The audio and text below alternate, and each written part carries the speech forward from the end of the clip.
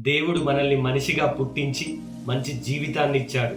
ఈ జీవితాన్ని హాయిగా తృప్తిగా జీవించాలి. తప్పు చేస్తే సరిదిద్దుకోవచ్చు, పరువు పోతే మళ్ళీ నిలబెట్టుకోవచ్చు, డబ్బులు పోతే తిరిగి సంపాదించుకోవచ్చు, ఉద్యోగం పోతే ఇంకో ఉద్యోగం వెతుక్కోవచ్చు. కానీ ప్రాణాలు పోతే తిరిగి తీసుకురాలేము. మనకు ఉన్నది ఒకే ఒక్క జీవితం. దేవుడిచ్చిన ఈ జీవితాన్ని తిరిగి ఆ దేవుడే తీసుకెళ్ళాలి. దాన్ని మధ్యలో అంతం చేసుకునే హక్కు మనకు లేదు. కష్టం వస్తే తట్టుకోవాలి, నష్టం వస్తే భరించాలి, కోపం వస్తే నియంత్రించుకోవాలి. అన్నీ కోల్పోయినా సరే ధైర్యంగా ఉండాలి.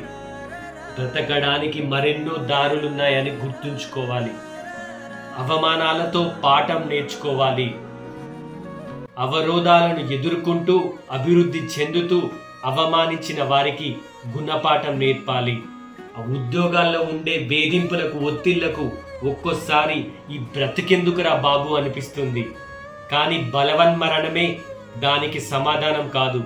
అలాంటి బలహీనమైన సమయంలో ఒక్క క్షణం ఆగి కుటుంబ సభ్యుల గురించి ఆలోచించాలి. మనపై ఒత్తిడి తెస్తున్న అధికారుల గురించో, మనల్ని ఇబ్బంది పెడుతున్న తోటి ఉద్యోగుల గురించో అస్సలు ఆలోచించొద్దు. ఉద్యోగం నీకు ఎవ్వరు వేసిన భిక్ష కాదు. ఎంతో కష్టపడి చదివి పోటీ పరీక్షల్లో ఉత్తీర్ణులై అర్హతతో సాధించిన ఉద్యోగం అది.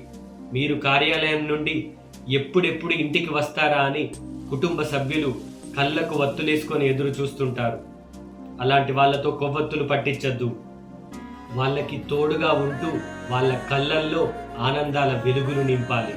దయచేసి ఆత్మహత్య ఆలోచనను దరిదాపుల్లో కూడా రానివ్వద్దు.